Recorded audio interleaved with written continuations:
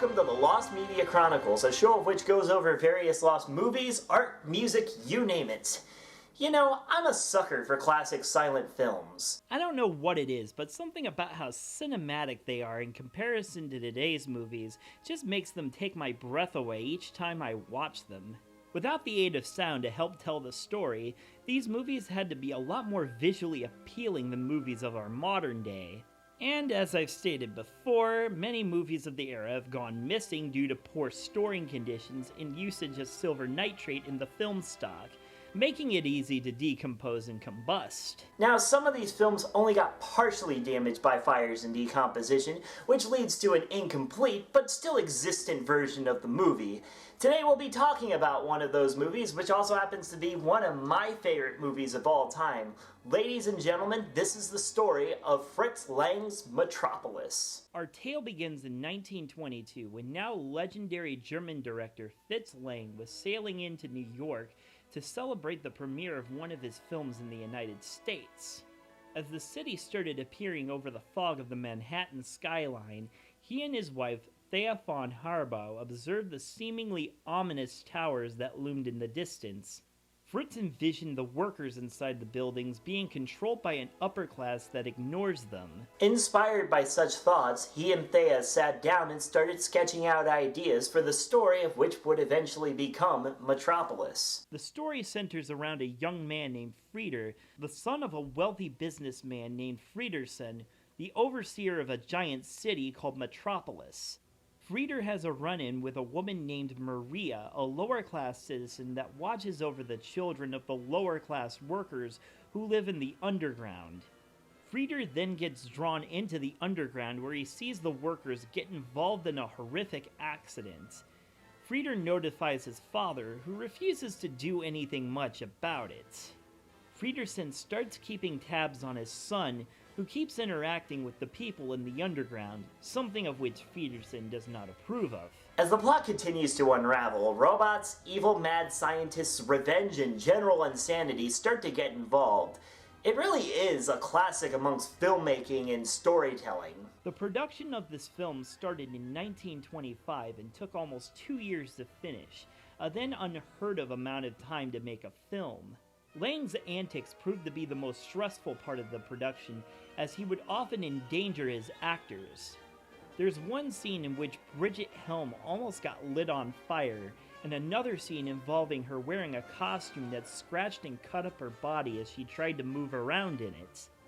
There was another scene in which Lang forced an actor to spend 3 full days of shoots falling to his knees for one very simplistic shot. It's been rumored but unconfirmed that by the end of the ordeal, the actor's knees were covered in cuts and bruises and may have been full-out injured. More stressful were the special effects, which had around-the-clock employees being stretched thin to make every single shot perfect.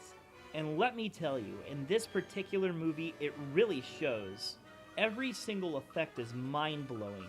This isn't a movie to watch on a tiny phone screen. It really is a spectacle to behold, and it's probably one of the most technically advanced films of its time. By the time the film was complete, it had cost its production company, UFA Films, over 1 million Deutschmarks, nearly bankrupting them. Now that may not sound like a lot of money, but you gotta keep in mind that this was back in the 1920s. It wasn't like today where companies threw hundreds of millions of dollars at a movie to see it develop. $1 million meant a lot, and we're not talking American dollars, we're talking German marks, Deutschmarks more specifically. And to put things even more in perspective, this was 10 years, almost 10 years, after World War I, in which Germany was going through an economic depression that could make the American economic depression look like an utter joke. At its Berlin premiere, the film was mildly financially successful, but it didn't generate as much hype as Fritz Lang and UFA were hoping it would. At its premiere screenings, Metropolis ran for about 2.5 hours. Critics were baffled by the film's message and bashed it, leading to it being removed from its premiere early. UFA took the film into an editing room to edit it down for mass distribution, refusing to let Lang have any input in the international cuts. In some countries, Metropolis was cut down to as short as 80 minutes, utterly butchering the storyline in the process. For decades, it was unknown what the storyline of the film actually was. The full version of the film was deemed lost, and not even Lang had a complete copy. Within the next decade, Lang fled to the United States as the Nazi Party rose to power. Despite the seemingly pro-fascist message of the film, Lang felt that it was actually the opposite and disapproved of the way his country was developing into the hellhole it would become well into the 1940s. He continued his illustrious film career for many more decades, with movies such as M being looked at as classics. No matter what, though, Metropolis is seen as his absolute masterpiece, having been vindicated by history. Despite Metropolis being loved for its groundbreaking special effects, new idea of dystopian futures, and many other aspects that made it legendary, Fritz Lang died in 1976, thinking that the movie was one of his worst. Fast forward 30 years, and massive restoration efforts were starting to be put to try to get the film as close to its original state as possible.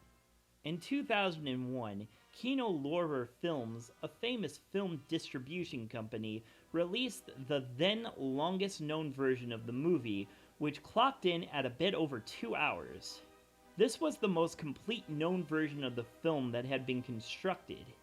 Using the newly uncovered cue notes from the production, the original film score, and various alternate versions of the film, as well as text to describe what was still missing, this was the longest version anyone thought they were going to get of Metropolis. Then, in 2008, a miracle happened. A local Argentinian film student was chatting with an old theater doorman who was recalling showing Metropolis back in the 1950s. He said he would have to hold the door shut for over 2.5 hours for audiences who were crowding to see it. This puzzled the student, as the longest known version of Metropolis was nearly 2 hours, and that was the restored version that didn't exist back in the 1950s.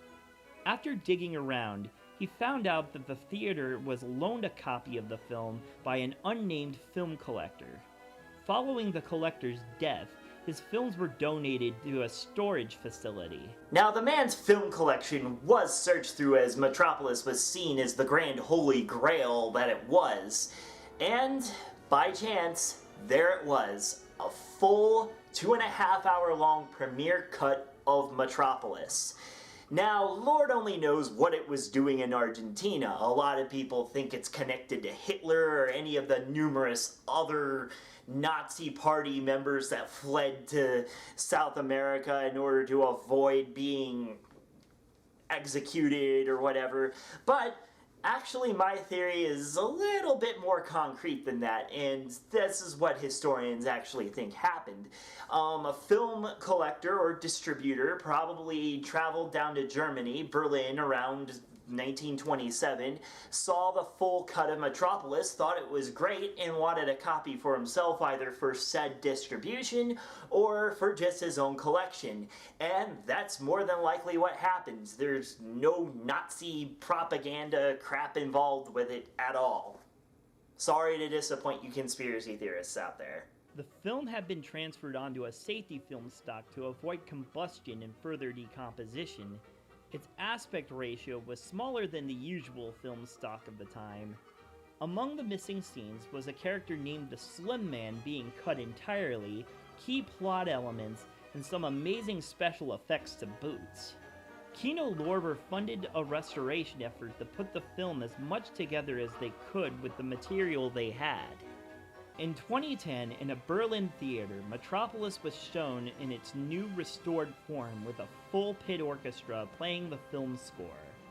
The restored scenes weren't in as crystal clear quality as the rest of the film due to the deterioration of the print, so the missing scenes were in a smaller aspect ratio and had a scratchier quality to them. The audience was astounded, and for the first time in nearly 84 years, the film finally made sense. Now, you might think that this is the end of the story, but as I said, the film is only mostly complete. There's still a couple of scenes missing. Despite hours upon hours of labor done by a hard-working team, there are still missing frames and 2 entire scenes from the film that are gone. One of these scenes is plot-heavy and is in high demand for fans. The scenes were just simply far too deteriorated to be properly restored, so they were left out. At the end of the day, despite the 2 missing scenes, the fact that they were able to restore as much of the movie as they possibly can in any quality at all is amazing. And a lot of other media that has been lost to time will not be as fortunate. Think about all of the eons of classical music that have been trapped in fires or just simply thrown away that we will never see again. Or any of the ancient pieces of human literature that were destroyed by fires or war or just deteriorated or corroded. Those will never be able to be recovered at all. And the fact that Metropolis was able to at least be somewhat recovered is just mind-blowing. It defies a lot of reason and explanation, but here it is, in a 2.5-hour long form. And while we may drool and crave to see what's in those remaining scenes, we gotta give credit to those hardworking men and women that spent hours upon hours of restoring that movie. That about does it for this episode. I'll see you guys next time when we go over something historically important and conspiracy theory related yet again. See you later.